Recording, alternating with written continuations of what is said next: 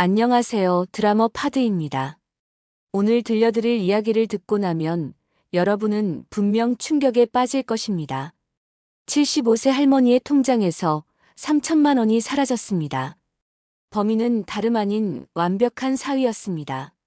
대기업 출신, 스타트업 대표, 명절마다 과일 상자를 들고 오는 효자 사위. 하지만 그는 가족이 아니었습니다. 우리를 이용한 투자자였고 장모가 죽기를 기다리는 냉혈한이었습니다. 보험 수익자를 자기 이름으로 바꿔놓고 1억 원을 노렸습니다. 하지만 이 할머니는 달랐습니다. 모든 것을 눈치채고 증거를 모으고 함정을 파고 마지막 순간 반격했습니다. 지금부터 시작하는 이야기는 절대 중간에 멈출 수 없습니다. 끝까지 들으셔야 합니다. 왜냐하면 이것은 지금 여러분의 가족에게도 일어날 수 있는 일이니까요. 지금 시작합니다. 2024년 봄 서울 강남의 고급 예식장. 천장에는 화려한 샹들리에가 빛나고 하객들의 웃음소리가 가득했습니다. 이순자 할머니의 딸 윤희가 결혼하는 날이었습니다. 신랑 박지민 43세. 대기업에서 10년 근무 후 자신의 스타트업을 창업한 젊은 CEO. 키 180cm, 단정한 정장, 완벽한 미소. 누가 봐도 흠잡을 데 없는 신랑감이었습니다. 하객들이 속삭였습니다. 따님, 정말 잘 시집 보내셨네요. 요즘 이런 남자 드물어요. 대기업 다니다가 창업까지 했다면서요? 능력도 있고 인품도 좋아 보여요. 이순자 할머니는 75세였습니다. 남편은 10년 전 암으로 세상을 떠났고 그 후로 혼자 딸을 키웠습니다. 시골에서 서울로 올라와 식당 일, 청소 일, 무슨 일이든 했습니다. 손이 거칠어지고 허리가 굽어도 참았습니다. 딸만 잘 키우면 된다고 버텼습니다. 그리고 오늘 딸이 웨딩드레스를 입고 행복하게 웃고 있었습니다. 순자 할머니는 눈물을 닦으며 생각했습니다. 이제 걱정 없겠구나. 좋은 사람 만났구나. 내 역할은 여기까지구나. 하지만 순자 할머니는 그날 알지 못했습니다. 예식장 구석에서 박지민이 장모를 바라보며 계산하고 있었다는 것을. 저 할머니는 얼마나 가지고 있을까. 시골에서 올라와 30년을 일했다면 적어도 몇 천은 있겠지. 그리고 건강은 어떨까. 몇 년이나 더 살까. 박지민의 눈빛은 차가웠습니다. 하지만 그 눈빛을 아무도 보지 못했습니다. 신혼여행을 떠나는 부부를 배웅하며 순자 할머니는 환하게 웃었습니다. 하지만 그 미소 뒤에 앞으로 펼쳐질 악몽을 아무도 상상하지 못했습니다. 결혼 후 석 달이 지났습니다. 박지민은 자주 장모 집을 찾았습니다. 명절마다 비싼 과일 상자를 들고 왔고 허리 아픈 장모에게 안마를 해줬습니다. 어머니, 요즘 허리 괜찮으세요? 병원은 다니세요? 순자 할머니는 감동했습니다. 요즘 젊은 사람들은 장모를 잘 안 챙긴다던데 지민이는 다르구나. 정말 좋은 사람이야. 동네 사람들도 부러워했습니다. 정혜 씨, 사위분 정말 효자네요. 요즘 그런 사람 드물어요. 순자 할머니는 자랑스러웠습니다. 그러게요. 우리 딸이 복이 있나 봐요. 하지만 박지민의 진짜 목적은 따로 있었습니다. 어느 날 지민이 조심스럽게 말을 꺼냈습니다. 어머니, 제가 투자한 펀드가 있는데요. 정말 안정적이에요. 국민연금보다 이자가 훨씬 좋거든요. 순자 할머니는 웃으며 손을 저었습니다. 아니야, 나는 그런 거 잘 몰라. 복잡한 것도 싫고. 지민은 포기하지 않았습니다. 아니에요, 어머니. 전혀 복잡하지 않아요. 제가 다 알아서 해드릴게요. 어머니는 그냥 통장만 맡기시면 돼요. 순자 할머니는 불편했습니다. 통장을 맡긴다? 그건 좀 하지만 딸 윤희가 말했습니다. 엄마, 오빠 믿어도 돼. 오빠 회사 진짜 잘 나간다니까. 이런 거 전문가잖아. 엄마 돈 더 불려주려는 거야. 순자 할머니는 그날 밤 잠을 설쳤습니다. 뭔가 이상한데 하지만 사위를 의심하는 게 미안했습니다. 딸도 믿으라고 하는데 내가 너무 예민한 건가? 2주 후 박지민이 다시 찾아왔습니다. 이번에는 서류를 들고 왔습니다. 어머니, 일단 소액으로 시작해보세요. 100만 원만 넣어보시면 한 달 후 이자 나와요. 순자 할머니는 망설이다가 동의했습니다. 그래, 100만 원 정도야 뭐 사위가 나쁜 짓을 하겠어. 한 달 후, 정말로 순자 할머니 통장에 30만 원이 들어왔습니다. 순자 할머니는 깜짝 놀랐습니다. 어머, 진짜네. 한 달에 30만 원이나. 지민은 환하게 웃었습니다. 보세요, 제가 말했잖아요. 어머니, 이제 조금 더 넣으시면 매달 이자가 나와요. 적금 들어봤자 이자 얼마 안 나오잖아요. 이게 훨씬 좋아요. 순자 할머니는 흔들렸습니다. 딸도 믿으라고 했고, 사위도 믿을만 했고, 그 30만 원이 증거였습니다. 머릿속으로 계산했습니다. 만약 3천만 원을 넣으면 한 달에 900만 원? 아니, 그 정도는 아니겠지. 하지만 몇백만 원은 나오겠지? 그러면 나도 딸한테 용돈도 주고, 손주들한테 선물도 사주고. 결국 순자 할머니는 결심했습니다. 3천만 원. 평생 모은 돈. 남편이 남긴 돈. 노후 자금. 모두 박지민에게 맡겼습니다. 지민은 감사하다며 고개를 숙였습니다. 어머니, 정말 감사합니다. 제가 정말 잘 관리해 드릴게요. 걱정 마세요. 매달 이자 빠짐없이 넣어 드릴게요. 하지만 그날 밤 차 안에서 박지민의 표정은 완전히 달라져 있었습니다. 차갑고 계산적이었습니다. 핸드폰을 꺼내 누군가에게 문자를 보냈습니다. 3천 확보. 다음 단계 진행. 2달이 지났습니다. 이자가 들어오지 않았습니다. 순자 할머니는 불안해지기 시작했습니다. 지민에게 전화를 걸었지만 받지 않았습니다. 1번, 2번, 3번, 10번. 모두 음성사서함으로 넘어갔습니다. 고객님께서 전화를 받을 수 없습니다. 순자 할머니의 손이 떨렸습니다. 딸 윤희에게 전화했습니다. 윤희야, 지민이 연락 안 돼. 한 달 넘게 이자도 안 들어왔어. 무슨 일이야? 윤희는 당황하며 대답했습니다. 엄마, 오빠 지금 해외 출장 갔어. 중국이랑 투자건 때문에 엄청 바빠. 괜찮아, 곧 연락 올 거야. 걱정하지 마. 하지만 순자 할머니는 믿을 수 없었습니다. 3천만 원이 걸린 문제였습니다. 평생 모은 돈이 걸린 문제였습니다. 순자 할머니는 지민의 회사 주소를 찾아갔습니다.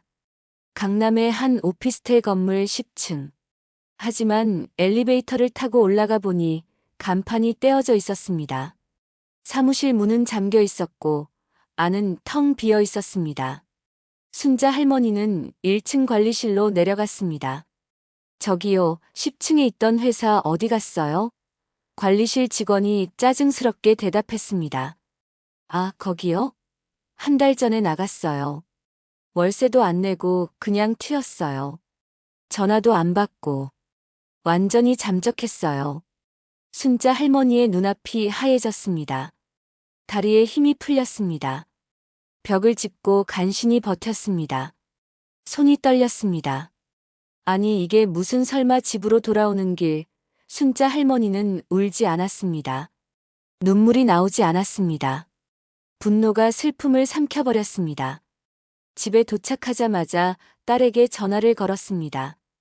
윤희야, 지민이 회사 문 닫았어. 사무실도 비었어. 사람도 없어. 윤희는 울기 시작했습니다. 엄마 미안해, 나도 몰랐어. 오빠가 이런 사람인 줄 몰랐어. 나도 속은 거야. 나도. 순자 할머니는 핸드폰을 바닥에 떨어뜨렸습니다. 그날 밤 순자 할머니는 천장을 보며 누워 있었습니다. 잠이 오지 않았습니다. 3천만 원. 평생의 돈. 노후 자금. 병원비로 쓰려던 돈. 손주들 용돈으로 주려던 돈. 모두 사라졌습니다. 순자 할머니는 눈을 감았습니다. 하지만 눈물은 흐르지 않았습니다. 대신 분노가 타올랐습니다. 일주일 후 순자 할머니는 TV를 켰습니다. 저녁 뉴스 시간이었습니다. 앵커의 목소리가 들렸습니다. 스타트업 대표 박모 씨, 투자금 7억 원 횡령 후 잠적. 피해자만 30명 이상으로 추정되며 경찰이 수사에 나섰습니다. 화면에 박지민의 얼굴이 떴습니다. 순자 할머니는 숨이 멎었습니다. 리모컨이 손에서 떨어졌습니다. 화면 속 박지민은 웃고 있었습니다. 과거 기업 행사 인터뷰 영상이었습니다. 저는 사람들을 돕고 싶습니다. 투자는 신뢰입니다. 신뢰가 없으면 아무것도 할 수 없죠. 순자 할머니는 그 자리에서 주저앉았습니다. 신뢰라고. 신뢰를 이용해서 사람들을 속이다니. 가족을 속이다니. 며칠 후 이웃 강소연이 순자 할머니를 찾아왔습니다. 강소연은 보험 설계사였고 항상 동네 어르신들을 챙겨주는 따뜻한 사람이었습니다. 이순자 씨, 혹시 이거 아세요? 소연이 조심스럽게 보여준 것은 보험 청약서 사본이었습니다. 순자 할머니는 서류를 받아들었습니다. 그리고 한 줄 한 줄 읽어 내려갔습니다. 피보험자 이순자. 보험 종류 종신보험. 보험금 1억 원. 수익자 박지민. 순자 할머니의 손이 떨렸습니다. 서류가 바닥에 떨어졌습니다. 이게 뭐야? 소연이 조용히 설명했습니다. 이순자 씨 명의로 된 보험이에요. 근데 수익자가 사위분이에요. 만약 이순자 씨가 돌아가시면 보험금 1억 원이 사위분한테 가요. 순자 할머니는 온몸이 얼어붙었습니다. 그러니까 내가 죽으면 지민이가 1억 원을 받는다고? 네. 그리고 이 보험 3개월 전에 가입되었어요. 순자 할머니는 기억을 더듬었습니다. 3개월 전. 지민이 서류를 들고 와서 도장을 찍어달라고 했던 날. 어머니, 이거 건강검진 동의서예요. 요즘 보험 가입하려면 다 받아야 한대요. 그냥 여기 도장만 찍어주세요. 순자 할머니는 그때 아무 생각 없이 도장을 찍었습니다. 사위를 믿었으니까. 가족이니까. 하지만 그것은 건강검진 동의서가 아니었습니다. 보험 가입 동의서였습니다. 그것도 수익자가 박지민으로 되어 있는. 순자 할머니는 이제 모든 것을 이해했습니다. 처음부터 끝까지 계획이었습니다. 투자 제한, 첫 이자 30만 원, 3천만 원 횡령, 그리고 보험. 박지민은 단계별로 계획을 진행했던 것입니다. 그리고 마지막 단계는 장모가 죽는 것. 순자 할머니는 온몸에 소름이 돋았습니다. 저 사람이 내가 죽기를 기다리고 있었던 거야? 1억 원을 받기 위해? 순자 할머니는 그 자리에 주저앉았습니다. 하지만 울지 않았습니다. 대신 결심했습니다. 나는 죽지 않는다. 그리고 저 사람을 반드시 잡는다. 순자 할머니는 강소연과 함께 경찰서에 가지 않았습니다. 대신 다른 계획을 세웠습니다. 지민을 잡으려면 결정적인 증거가 필요했습니다. 그리고 지민을 다시 불러내야 했습니다. 순자 할머니는 지민의 친구에게 연락을 보냈습니다. 지민 씨한테 전해주세요. 어머니가 투자금 추가로 하시겠대요. 이번엔 5천만 원이래요. 며칠 후 박지민에게서 전화가 왔습니다. 어머니, 정말 죄송합니다. 제가 너무 바빠서 연락을 못 드렸어요. 투자금은 잘 관리하고 있어요. 곧 이자 넣어드릴게요. 추가 투자 정말 감사합니다. 제가 직접 뵈러 가겠습니다. 순자 할머니는 차분하게 대답했습니다. 그래, 지민아. 우리 집에서 만나자. 천천히 이야기하자. 3일 후 박지민이 순자 할머니 집에 왔습니다. 여전히 깔끔한 정장, 환한 미소, 공손한 태도. 어머니, 오랜만이에요. 정말 걱정 많이 하셨죠? 해외 투자건 때문에 정신이 없었어요. 송구합니다. 순자 할머니는 차를 내왔습니다. 그래, 지민아. 앉아. 차 한 잔 마시자. 지민은 편안하게 소파에 앉았습니다. 그리고 가방에서 서류를 꺼냈습니다. 어머니, 여기 투자 계약서예요. 5천만 원 추가 투자 건인데요. 여기 사인만 하시면 바로 진행할 수 있어요. 순자 할머니는 서류를 받아들었습니다. 천천히 읽는 척 했습니다. 그 순간 현관문이 열렸습니다. 형사 조민수가 들어왔습니다. 뒤에는 2명의 경찰관이 더 있었습니다. 박지민 씨? 지민은 얼굴이 굳었습니다. 차를 들고 있던 손이 떨렸습니다. 네네. 조민수 형사는 수첩을 꺼냈습니다. 박지민 씨 사기 및 보험 사기 미수 혐의로 체포합니다. 지민은 벌떡 일어났습니다. 뭐라고요? 저 아무것도 안 했어요. 오해예요. 어머니, 말씀 좀 해주세요. 조민수 형사는 냉정하게 서류를 펼쳤습니다. 투자금 횡령 7억 원. 피해자 30명. 그리고 이순자 씨 명의 보험 사기 미수. 피보험자는 이순자 씨, 수익자는 당신. 모든 증거가 있습니다. 지민은 순자 할머니를 바라봤습니다. 눈에는 당황과 분노가 섞여 있었습니다. 순자 할머니는 일어섰습니다. 그리고 차갑게, 단호하게 말했습니다. 지민 씨, 나는 바보 할머니가 아니에요. 당신이 내 돈 3천만 원을 가져간 것도 알고 있었어요. 회사 문 닫은 것도 알고 있었어요.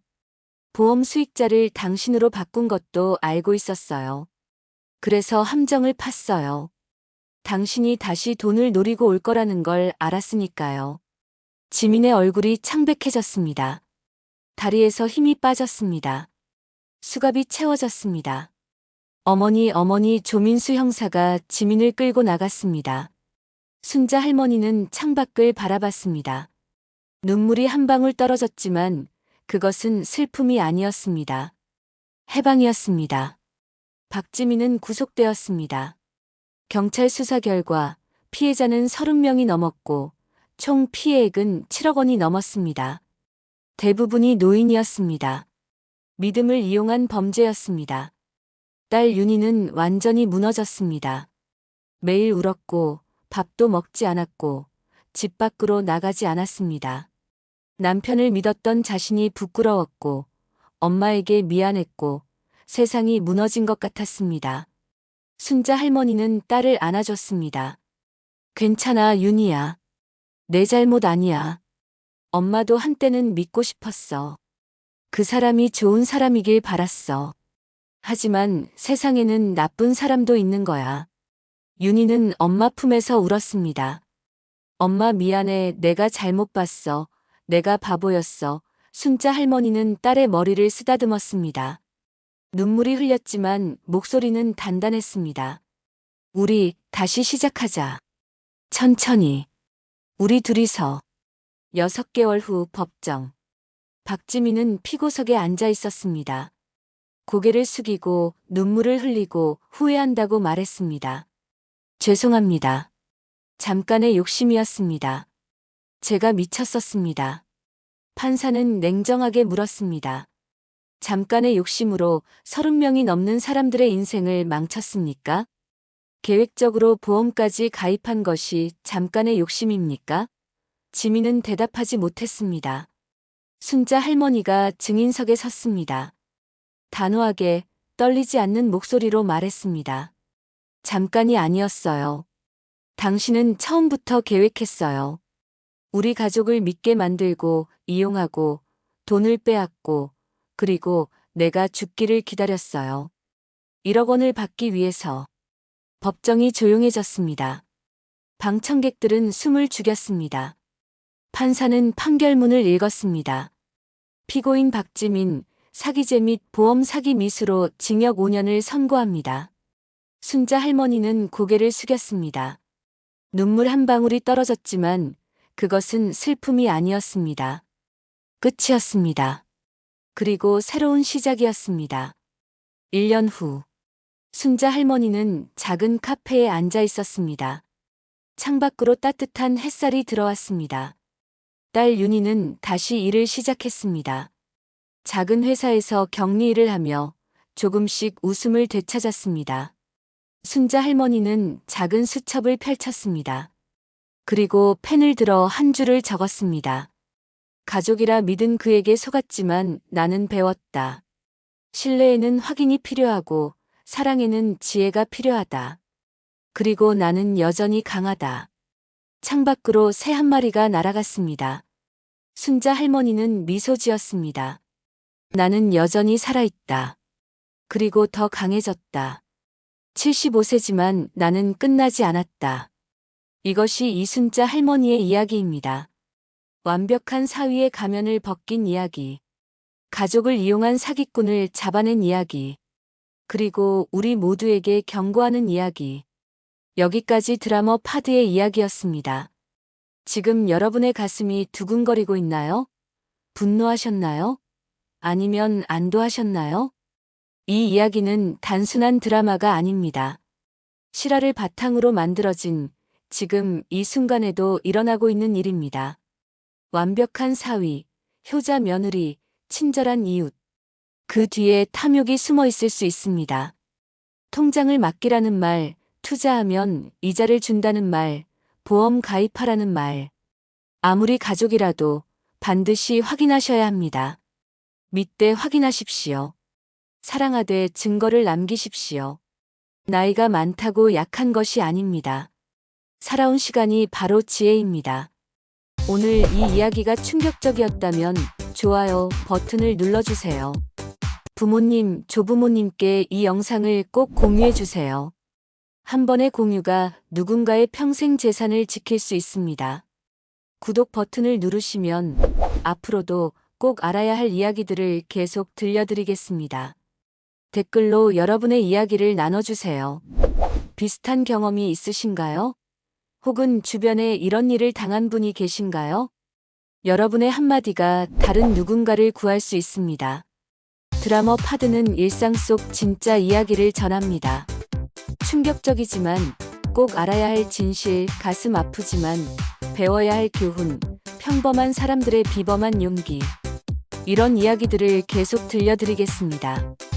다음 주에는 더 충격적인 이야기로 찾아뵙겠습니다. 그때까지 여러분과 여러분의 가족 모두 안전하시길 바랍니다. 오늘 밤 부모님께 전화 한 통 하세요. 혹시 이상한 사람은 없는지, 통장 맡긴 사람은 없는지 물어보세요. 그 작은 관심이 큰 사고를 막을 수 있습니다. 구독과 좋아요, 알림 설정까지 부탁드립니다. 여러분의 관심이 누군가의 인생을 지킵니다. 드라마 파드였습니다. 오늘도 끝까지 들어주셔서 진심으로 감사합니다.